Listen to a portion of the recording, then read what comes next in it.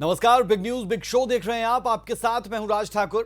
Big news big show में आज हम दिखाएंगे कि कैसे हुड्डा साहब के बयान पर विरोधी उन्हें घेरने में जुटे हुए हैं। अमेरिका में बैठे शख्स ने क्यों अपनी पत्नी और सास की हत्या करवा दी।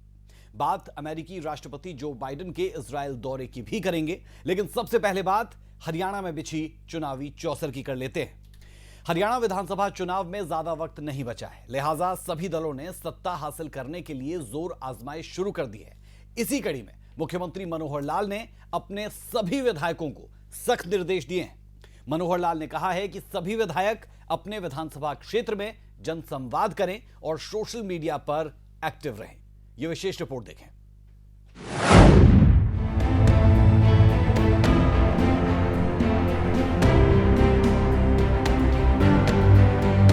अगले साल अक्टूबर में हरियाणा में नई सरकार की ताजपोशी होनी है, यानी हरियाणा विधानसभा चुनाव में अब 1 साल से भी कम का वक्त रह गया है। सूबे में चुनावी चौसर की बिसात बिछ चुकी है।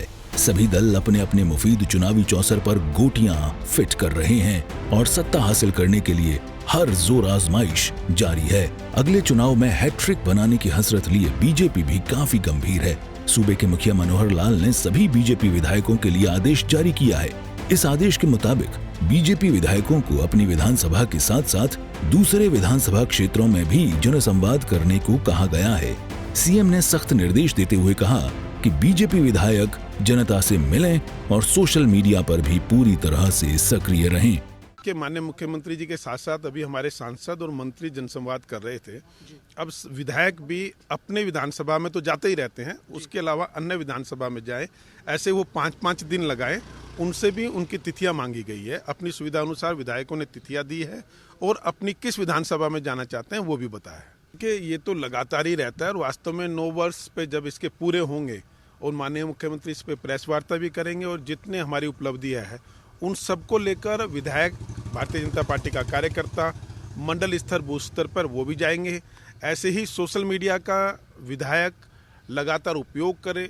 जो विधायक सोशल मीडिया का कम उपयोग कर रहे हैं उनको भी कहा गया है कि सोशल मीडिया अपना बनाना चाहिए। जिसके अकाउंट्स वेरीफाई नहीं है उनको अपने अकाउंट वेरीफाई कराने चाहिए। ये भी चर्चा काबिल गौर है कि पिछले काफी वक्त से मुख्यमंत्री मनोहर लाल लगातार जनसंवाद कर रहे हैं। वो अब तक प्रदेश के कई जिलों में जनसंवाद के जरिए जनता से सीधे रूबरू हो चुके हैं। इस दौरान वो लोगों की शिकायतें सुनते हैं और मौके पर निपटाने की भी कोशिश करते हैं। इसी कड़ी में मुख्यमंत्री ने फरीदाबाद में ग्रीवेंस कमेटी की बैठक ली और लोगों की शिकायतें सुनी। इस दौरान सीएम ने लापरवाही के आरोप में डीआरसीएस यशपाल और क्लर्क जसबीर को सस्पेंड कर दिया। कोऑपरेटिव सोसाइटी का मिशन था, एक लापरवाही हमको देखने को मिली कोऑपरेटिव डिपार्टमेंट की। तो उसमें एक क्लर्क है यशवीर और एक डीआरसीएस है, उन दोनों का भी फॉर द टाइमिंग सस्पेंड किया है, क्योंकि उनका जो काम करने का तरीका है वो बहुत ही ढीला नजर में आया। उन्होंने एफआईआर, हालांकि 2 सितंबर को मैंने कहा था एफआईआर कराओ, अब वो 3 दिन पहले यानी 13 तारीख को उसकी एफआईआर हुई है 10वें महीने में, 1.25 महीने के बाद। और भरने इधर से उधर लगा रहे थे। अल्टीमेटली उन्होंने कहा इसका पूरा प्रोसेस भी बताए कि कहाँ ये चीजें गड़बड़ हुई हैं, मैसेज आगे क्यों नहीं पास ऑन होते। तब तक इन 2 लोगों को सस्पेंड किया है। उसकी सारी जानकारी वो देंगे, बाद में उसका निर्णय करेंगे। इसके अलावा सीएम मनोहर लाल ने अवैध तरीके से टावर लगाने पर बड़ा एक्शन लिया। सीएम ने अवैध तरीके से टावर लगाने पर कंपनी और मकान मालिक पर एफआईआर के आदेश जारी किए। साथ ही 24 घंटे में विभाग को अवैध टावर हटाने का भी निर्देश दिया।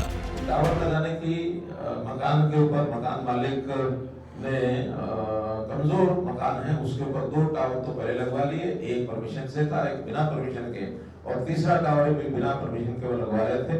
अल्टीमेटली उसके खिलाफ, मकान मालिक के खिलाफ भी और कंपनी जो है बिना परमिशन के लगा रहे हैं उनके खिलाफ भी कार्रवाई की जाएगी। उसका जो टावर एक बिल्कुल अभी लगा नहीं है, लगाने की प्रोसेस में है, उसको भी पीडब्ल्यूडी से मकान की जो ड्यूरेबिलिटी है उसका एक सर्टिफिकेट लेंगे। और अगर मकान बहुत कमजोर हो तो तुरंत अपने आप डिजास्टर के अंतर्गत एक पावर होती है उसका हटा देंगे, टावर साइड में रखेंगे, केस प्रॉपर्टी बनाएंगे और बाकी भी कार्रवाई के बाद जो फैसला करेंगे उस हिसाब से वो टावर, एक टावर परमिशन का है, मकान बिल्डिंग ठीक है तो एक रहेगा, बाकी नहीं रहेंगे। कंपनी के खिलाफ भी कार्रवाई करेंगे। उनके खिलाफ एफआईआर जो है कर दी है कि एफआईआर कंपनी के खिलाफ कंपनी के खिलाफ भी कार्रवाई होगी, एफआईआर कराएंगे। अब मुख्यमंत्री चाहते हैं कि बीजेपी के नुमाइंदे विधानसभा स्तर पर जनता से मेल मिलाप करें और उनकी समस्याओं को सुनें। बहरहाल देखना होगा कि चुनाव से पहले ये रणनीति कितना कारगर साबित होती है और बीजेपी विधायक जनता का दिल जीतने में कितना कामयाब होते हैं। फरीदाबाद से दीपक गौतम, सूर्या समाचार। तो कुल मिलाकर सरकार की पूरी कोशिश कि ज्यादा से ज्यादा संख्या में और बेहतर तरीके से लोगों से संपर्क साधा जा सके। अगली खबर का रुख कर रहे हैं। भूपेंद्र सिंह हुड्डा ने सरकार बनने पर 4 डिप्टी सीएम बनाने का वादा किया तो विरोधियों ने उन्हें घेरना शुरू कर दिया। बीजेपी जहां 4 डिप्टी सीएम के वादे पर सवाल उठा रही है, वहीं कांग्रेस में संगठन ना बनने के लिए हुड्डा खेमे को कसूरवार ठहरा रही है। तो चलिए आपको भी दिखाते हैं कि भूपेंद्र सिंह हुड्डा के बयान पर राजनीति कैसे गरमाई है।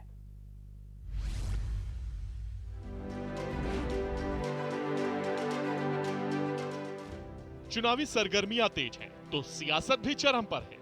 चुनावों को लेकर जहां हर पार्टी अपनी अपनी जीत का दावा कर रही है, तो कैसे दूसरी पार्टी को गिराया जाए, इसकी भी तमाम कोशिश जारी है। हर कोई सियासत की इस रेस में आगे बढ़कर सत्ता पाना चाहता है। तो वहीं बीजेपी प्रदेश अध्यक्ष ओम प्रकाश धनखड़ ने नेता प्रतिपक्ष भूपेंद्र हुड्डा और राज्यसभा सांसद दीपेंद्र हुड्डा पर निशाना साधा है। इस तरह की राजनीति की दीपेंद्र जी और उनके पिताजी ने लगभग कांग्रेस के प्रमुख नेता कांग्रेस से बाहर गए, और या बाहर नहीं गए तो तकलीफ में आए। देखो, शैलजा जी को बॉडी नहीं बनाने दी, राज्यसभा नहीं जाने दिया, तो हर अनुसूचित जाति वर्ग के आदमी को तकलीफ है। अशोक तंवर को लठिया के उतारा, उसकी तकलीफ भी है। गरीब घर का बेटा अध्यक्ष बन के आया था। अभी उदय भांजी भी बॉडी नहीं बना पा रहे हैं।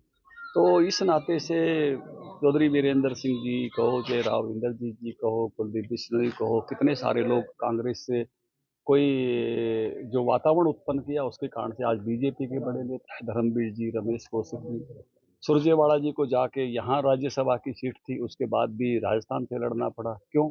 तो ये सारे के सारे ऐसे मुद्दे हैं कि जो शेख सादी का एक शेर है, मेरी जिंदगी के रास्ते में जितने पत्थर मेरे सर से टकराए, एक एक को पछाड़ा तो सब अपने फेंके हुए थे। तो इन्होंने जो औरों पे फेंके हैं वो मुड़ के तो आएंगे। तो वहीं हुड्डा के 4 डिप्टी सीएम बनाने के बयान से हरियाणा की सियासत में भूचाल सा आ गया है। अब कैबिनेट मंत्री रणजीत सिंह का भी बयान सामने आया है। अब हमारे दोस्त हैं, मित्र हैं, भाई हैं, पर मैं एक बताऊं, आपको हजम हो रहा है क्या? हुड्डा साहब को भी कहते हजम नहीं हो रहा कि यार क्या कहेंगे लोग, क्या हंसेंगे। 4 कभी डिप्टी सीएम आज तक तो देश में कहीं बने नहीं। 4 डिप्टी सीएम का बनने का मतलब सीएम अपनी पोजीशन खो रहा है। अगर मेरे नीचे 4 डिप्टी सीएम है तो फिर काय का मैं किस चीज़ का चीफ मिनिस्टर हूँ? चीफ मिनिस्टर का एक रुतबा होता है, चीफ मिनिस्टर की एक पोजीशन होती है। वो चीफ मिनिस्टर पे बैठना ही इटसेल्फ एक पोजीशन को जन्म देना हो। 4 डिप्टी में कौन कहेगा सीनियर कौन होगा, 1 कौन होगा, 2 कौन होगा, 3 कौन होगा, 4 कौन होगा। कोई कह देगा 4 पे मैं नहीं बनूंगा, फिर मुझे वैसा ही बना। नहीं, मैं नहीं मानता। पॉलिटिकली लोगों को, सब लोगों को जोड़ने के लिए एक निमंत्रण है कि वो भी जुड़ जाए, ये भी जुड़ जाए। उसको भी इन बातों से थोड़ा ही हुआ करता है। आदमी को स्ट्रेट और साफ बात करनी चाहिए कि मैं करूँगा। वो अपने जो अंदर जो उन्हें पैर कतरने में लगे ना, उन्हीं को संभालने ज़्यादा अच्छा है। तो उधर दीपेंद्र हुड्डा भी चुप रहने वाले कहाँ थे? ओपी धनखड़ के बयान का दीपेंद्र ने करारा जवाब दिया है। ये बातें जो है मैं समझता हूँ कर करके जो है भाजपा जो ये बातें पुरानी हो गई हैं। भाजपा के पास और कोई मुद्दा ही नहीं है। भाजपा ये कह ही नहीं पा रही कि जो हमारे जो संकल्प हैं हाथ से हाथ जोड़ो के, उन संकल्पों में क्या कमी है। भाजपा कुछ अपने काम बता ही नहीं पा रही। भाजपा 2 ही काम कहती है कि गुटबाजी कांग्रेस में और लिस्ट नहीं निकल पा रही। तीसरी बात बताए भाजपा, उसके बाद हम जवाब दें। चुनावों के नजदीक आते आते हर पार्टी अब एक्टिव हो चुकी है। हुड्डा ने 4 डिप्टी सीएम की घोषणा करके हरियाणा की राजनीति हिला कर रख दी है। हर कोई सवाल उठा रहा है कि आखिर हुड्डा 4 डिप्टी सीएम किस तरह बनाएंगे। तो उधर भूपेंद्र हुड्डा अपनी बात पर कायम है और बार बार यही कह रहे हैं कि साल 2019 में ही ये फैसला ले लिया गया था। हालांकि घड़ी की सुई इन सभी सवालों के जवाब तय कर देगी। झज्जर से प्रदीप धनखड़, दिल्ली से विनय सिंह, सूर्या समाचार। तो कई दिग्गजों को भूपेंद्र सिंह हुड्डा का यह बयान तर्क संगत नहीं लग रहा, लेकिन जो भी हो, भूपेंद्र सिंह हुड्डा के इन बयानों की खूब चर्चा हो रही है। अब बात कर लेते हैं एक दिल दहला देने वाली खबर की। पंजाब में एक ऐसा मामला सामने आया जिसे सुनकर हर कोई सहम जाएगा। दरअसल जालंधर में एक महिला और उसकी मां की बर्बरता से हत्या कर दी गई और हत्या का आरोप महिला के पति पर लगा। आरोप है कि महिला के पति ने सुपारी देकर अपनी पत्नी और सास की हत्या करवाई। रिपोर्ट देखिए।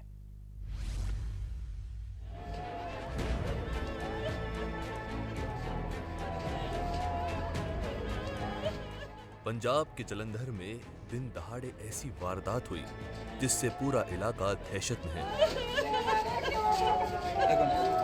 पांतरा के गांव भुजवाल का एक घर गोलियों से दहल उठा। शूटरों ने ताबड़तोड़ 5 गोलियां मारकर एक महिला और उसकी मां की हत्या कर दी।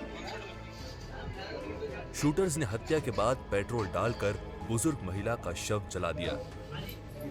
भुजवाल ਵਿੱਚ ਇੱਕ ਅਮਨ ਇਨਕਲੇਵਾ ਉੱਥੇ ਜਗਤਾਰ ਸਿੰਘ ਦੀ ਫੈਮਿਲੀ ਰਹਿ ਰਹੀ ਸੀ। ਜਗਤਾਰ ਸਿੰਘ ਦੀ ਬੇਟੀ ਹੈ ਗੁਰਪ੍ਰੀਤ ਕੌਰ, ਅਮਰੀਕ ਉਮਰ ਕਰੀਬ 33 ਸਾਲ, ਤੇ ਇੱਕ ਉਹਨਾਂ ਦੀ ਵਾਈਫ ਸੀ, ਉਹਨਾਂ ਦੀ ਏਜ ਕਰੀਬ 58 ਆ, ਤੇ ਇਹਨਾਂ ਦਾ ਜਵਾਈ ਸੀਗਾ ਜਸਪ੍ਰੀਤ ਜੱਸਾ, ਜਿਹੜਾ ਕਿ ਮੋਹਨਵਾਲ ਪਿੰਡ ਦਾ ਰਹਿਣ ਵਾਲਾ, ਬਾਹਰ ਅਮਰੀਕਾ ਰਹਿ ਰਿਹਾ ਸੀਗਾ।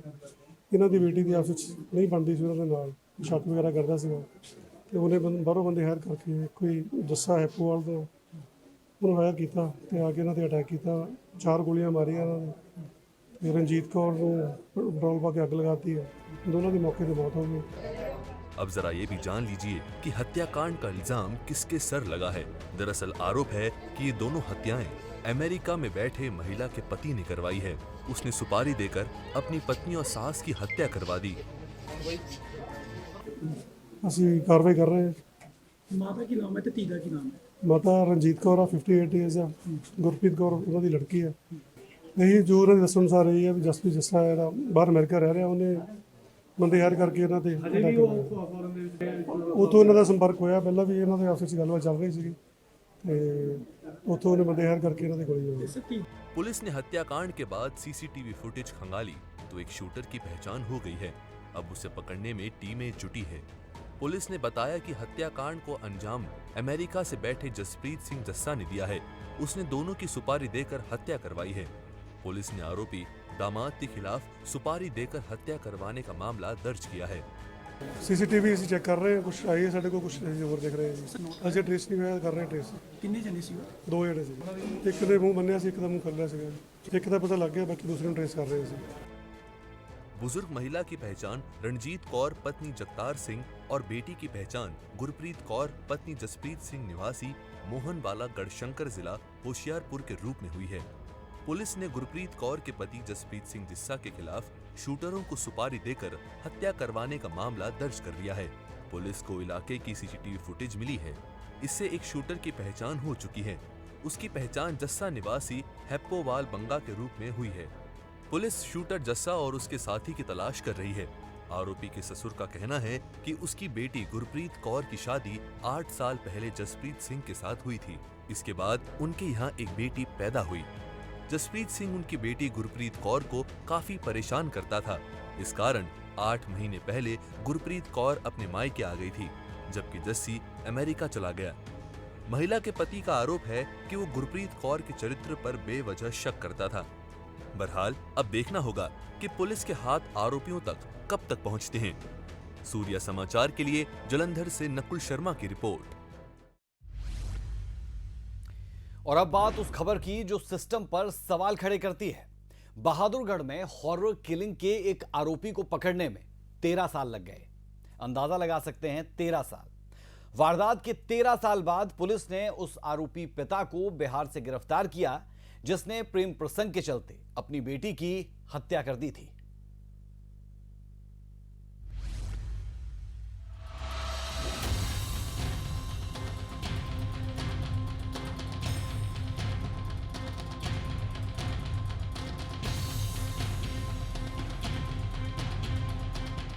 हरियाणा में 13 साल पहले झूठी शान और सम्मान के नाम पर एक बेटी को मौत के घाट उतार दिया गया था।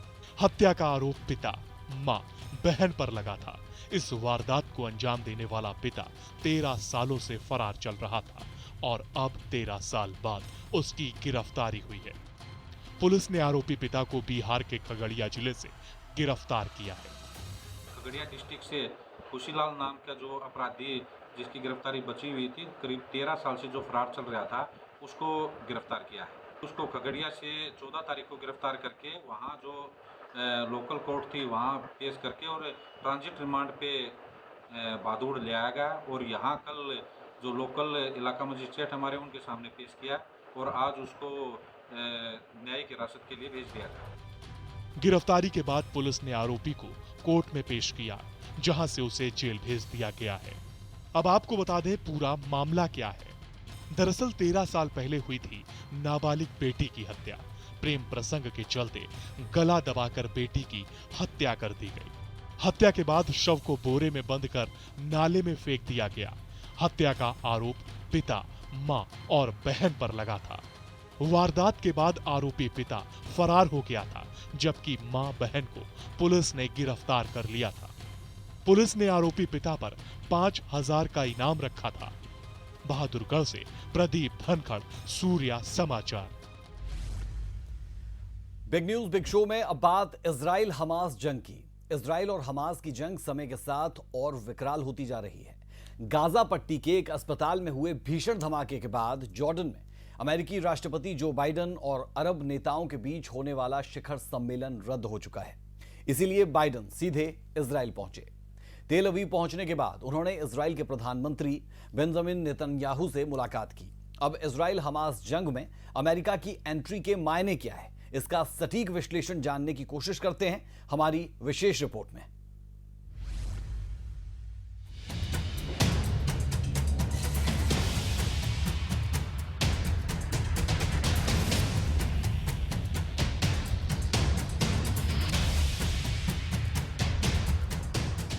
इजराइल और हमास के बीच चल रहा युद्ध दिन पर दिन भीषण होता जा रहा है। युद्ध में 4,000 से ज्यादा लोगों की मौत हो चुकी है। ये आंकड़ा और भी बढ़ने की संभावना है। जंग के बीच अमेरिका और यूरोपीय देशों ने इजराइल के साथ खड़े होने का ऐलान किया है। हमास के हमले के बाद से ही अमेरिका के साथ साथ ब्रिटेन जैसे अन्य यूरोपीय देशों ने भी दो टूक कहा है कि वे इजराइल के साथ खड़े हैं। अमेरिका ने ईरान को भी चेतावनी दी है कि वे बीच में ना पड़े। अमेरिका कई मौकों पर कह चुका है कि जब तक उसका अस्तित्व है वे इजराइल का साथ नहीं छोड़ेगा। वहीं इस वादे को निभाने के लिए ही अमेरिकी राष्ट्रपति बाइडेन इजराइल पहुंचे, जहां प्रधानमंत्री बेंजामिन नेतन्याहू ने गले लगाकर उनका स्वागत किया। बाइडेन के दौरे को लेकर तेल अवीव में सुरक्षा के भी कड़े इंतजाम किए गए थे, जैसा कि आप इन तस्वीरों में भी देख सकते हैं। तेल अवीव में जो बाइडेन और नेतन्याहू के बीच द्विपक्षीय बैठक हुई, इस दौरान जो बाइडेन ने कहा अमेरिका इजराइल के साथ है, वहीं बैठक के दौरान इजराइल को अमेरिका की क्लीन चिट भी मिल गई। बाइडेन ने कहा कि अस्पताल पर इजराइल ने हमला नहीं किया। बाइडेन ने ये भी कहा कि हमास ने इजरायलियों को मारा। इजराइल को हर जरूरी मदद देते रहेंगे। इजराइल के लिए ये मुश्किल समय है। वहीं नेतन्याहू ने मदद के लिए अमेरिका का धन्यवाद किया और कहा कि अमेरिका ने अपना वादा निभाया। हमास को हराकर हम दम लेंगे। हमास ने महिलाओं और बच्चों की हत्या की। 7 अक्टूबर इजराइल के इतिहास का काला दिन। उधर गाजा में अस्पताल पर बड़े इजरायली हमले में सैकड़ों लोगों की मौत के बाद मिडिल ईस्ट में तनाव बढ़ गया। इस हमले के कारण अमेरिका के उन राजनयिक प्रयासों को करारा झटका लगा है जिसमें वे इजराइल को अपनी रक्षा के अधिकार पर समर्थन जुटाना चाहते थे। अमेरिकी राष्ट्रपति जो बाइडेन के साथ अरब नेताओं का शिखर सम्मेलन रद्द हो गया। वे जॉर्डन की राजधानी अम्मान में अरब नेताओं के साथ शिखर सम्मेलन करने वाले थे। इन सभी मामलों के बीच बाइडेन तेल अवीव पहुंचे। बहरहाल अमेरिका और इजराइल की दोस्ती किसी से छिपी हुई नहीं है। अमेरिका हथियारों से लेकर अन्य जरूरी सामान इजराइल को मुहैया करवाता रहा है। इजराइल के गाजा पर पलटवार में हमास आतंकी ठिकाने तो नष्ट हुए हैं, लेकिन मासूम लोगों की जान जा रही है। ऐसी तबाही की तस्वीरें दुनिया देख रही है। इससे दुनिया के देशों की सहानुभूति गाजा के लोगों के साथ जा सकती है। इसलिए बाइडेन इस जंग का कोई नया ऐसा रास्ता निकालना चाहेंगे जिससे इजराइल भी गाजा पर हमले बंद कर सके और हमास भी बंधकों को रिलीज कर सके, क्योंकि यदि ऐसा नहीं हुआ तो हो सकता है कि इजराइल और हमास की यह जंग दूसरे देशों तक फैल जाए और बड़ा युद्ध हो जाए। इसलिए वे इस संकट का समाधान निकालने का पूरा प्रयास करेंगे। हालांकि इसमें और दूसरे तकनीकी पहलू भी शामिल रहेंगे, लेकिन बड़ी बात यह है कि बाइडेन 50 सालों से इजराइल जाते रहे हैं और लगभग 40 सालों से नेतन्याहू को जानते हैं। दोनों के अच्छे संबंध हैं। ऐसे में बाइडेन इस संघर्ष को खत्म करने की हर संभव कोशिश करेंगे। अब ये देखना दिलचस्प होगा कि इस मुश्किल परिस्थिति में बाइडेन क्या रुख अपनाते हैं। सूर्य समाचार के लिए ब्यूरो रिपोर्ट। लबोलबाब ये कि सामरिक दृष्टि से अमेरिका के राष्ट्रपति का इजराइल पहुंचना इजराइल के लिए बेहद खास कहा जा सकता है और खुद को मजबूत समझने की जो लगातार कोशिश इजराइल कर रहा है उसमें एक बड़ा मील का पत्थर पीएम राष्ट्रपति का यह दौरा कहा जा सकता है। साथ ही साथ इजराइल पूरे तरीके से आश्वस्त है कि वो हमास को पूरे तरीके से निस्तो नाबूद कर देगा। कब तक ये हो पाएगा, हो भी पाएगा या नहीं, क्योंकि इस्लामिक स्टेट्स लगातार इसे लेकर विरोध कर रहे हैं। बहुत सी चीजें हैं, लेकिन इस बीच हम लगातार देख रहे हैं कि जमीन के साथ साथ वायु और अब जल के जरिए भी, यानी समंदर के रास्ते भी इजराइल हमास पर शिकंजा कसता हुआ नजर आता है। रिपोर्ट जरा देखें।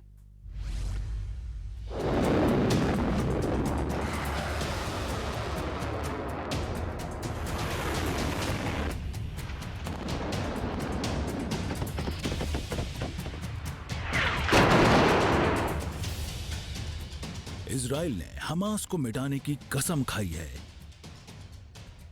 दुनिया जंग को लेकर कुछ भी कहे, लेकिन इजराइल मानने वाला नहीं है।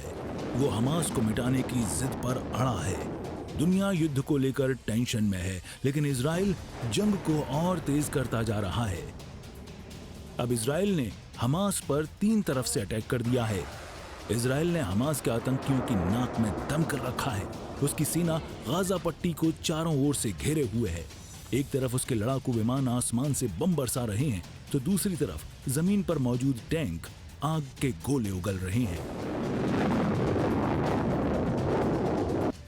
आसमान और जमीन के बाद अब समंदर से भी हमले की तैयारी शुरू हो गई। गाजा पट्टी पर इजराइल का भीषण हमला जारी है। आसमान से उसके लड़ाकू जहाज लगातार बम बरसा रहे हैं। गाजा की सरहद से लगे इलाकों में इजरायली टैंक गोले दाग रहे हैं। आसमान और जमीन के बाद इजराइल ने अब समंदर के जरिए हमास की घेराबंदी शुरू कर दी है। इसमें अमेरिका भी उसकी मदद कर रहा है।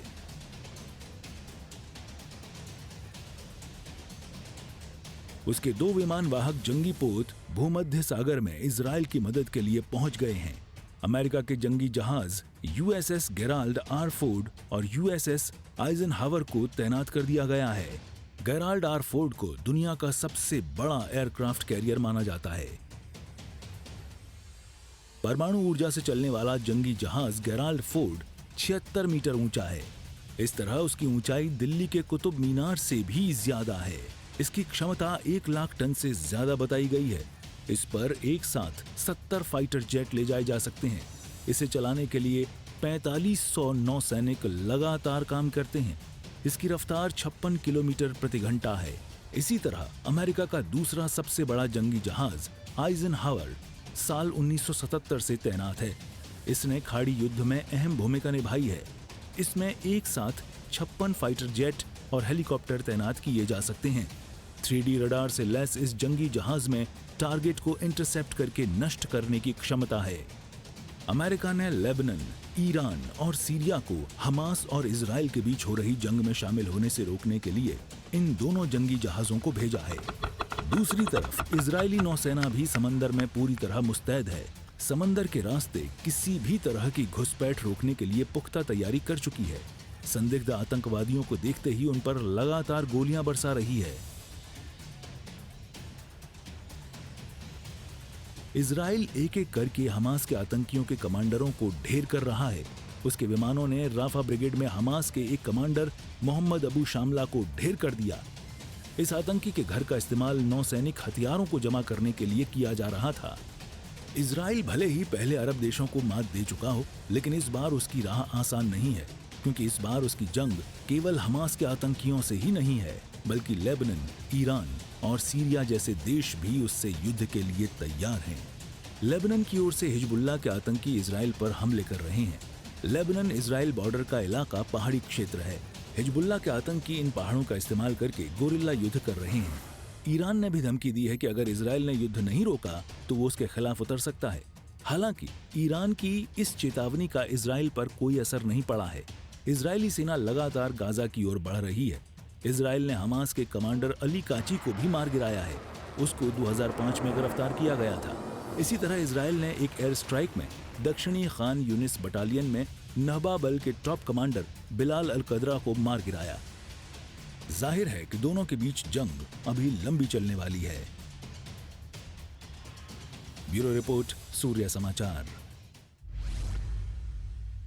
तो अगर कहा जाए कि इजराइल हमास युद्ध विध्वंसक रूप ले चुका है तो गलत नहीं होगा। बिग न्यूज बिग शो में अभी के लिए हमारा और आपका साथ इतना ही, लेकिन खबरों का सिलसिला सूर्य समाचार पर बदस्तूर जारी है। आप बने रहे हमारे साथ। नमस्कार।